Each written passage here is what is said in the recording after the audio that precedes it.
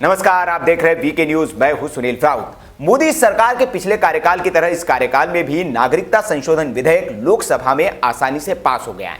सोमवार को आधी रात इस बिल पर लोकसभा में वोटिंग हुई। इस बिल के पक्ष में 311 सांसदों ने वोट डाले, जबकि विरोध में 80 सांसदों ने वोटिंग की। मजे की बात यह कि बीजेपी से अलग हुई शिवसेना ने भी इस बिल का समर्थन किया और पिछली बार इस बिल का विरोध करने वाली जेडीयू भी इस बार इस बिल के समर्थन में आ गई है। अब बुधवार को इस बिल को राज्यसभा में पेश किया जाएगा।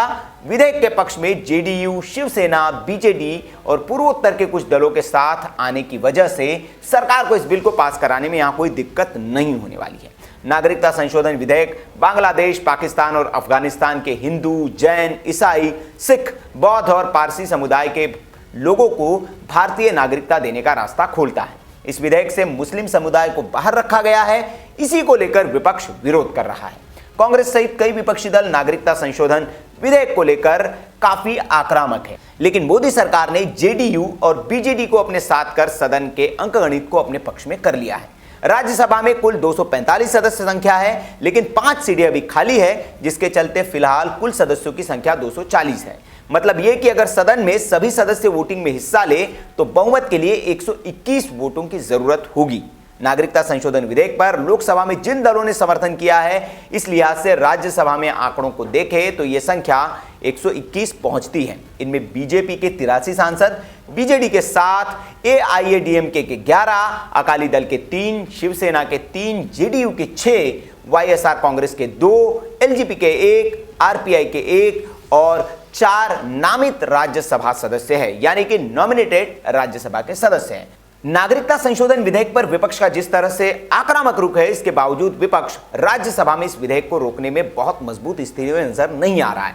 राज्यसभा में कांग्रेस के पास 46, टीएमसी के पास 13, सपा के 9, वामदल के 6 और डीएमके के 5 और आरजेडी, एनसीपी और बसपा के 4 सदस्य हैं। इसके अलावा टीडीपी के 2, मुस्लिम लीग के 1, पीडीपी के 2, जेडीएस के 1, केरल कांग्रेस के 1 और टीआरएस के 6 सदस्य हैं। इस तरह विपक्ष के पास कुल 100 सदस्य होते हैं। सत्ता पक्ष और विपक्ष के साथ खड़े दलों के अलावा राज्यसभा में 19 सदस्य बचते हैं। इनके रूप पर भी बहुत कुछ निर्भर करेगा। इसमें असम गण परिषद के 1, बोडोलैंड पीपल फ्रंट के 1, एमडीएमके के 1, नागा पीपल फ्रंट के 1, पीएमके के 1 और सिक्किम डेमोक्रेटिक फ्रंट के 1 राज्यसभा सदस्य हैं। इसके अलावा 6 राज्यसभा सदस्य निर्दलीय और अन्य के भी हैं। मतलब बीजेपी सरकार के पास इस बिल को पास करवाने के लिए बहुमत है और वो इस विधेयक को राज्यसभा में आसानी से पास करा लेगी।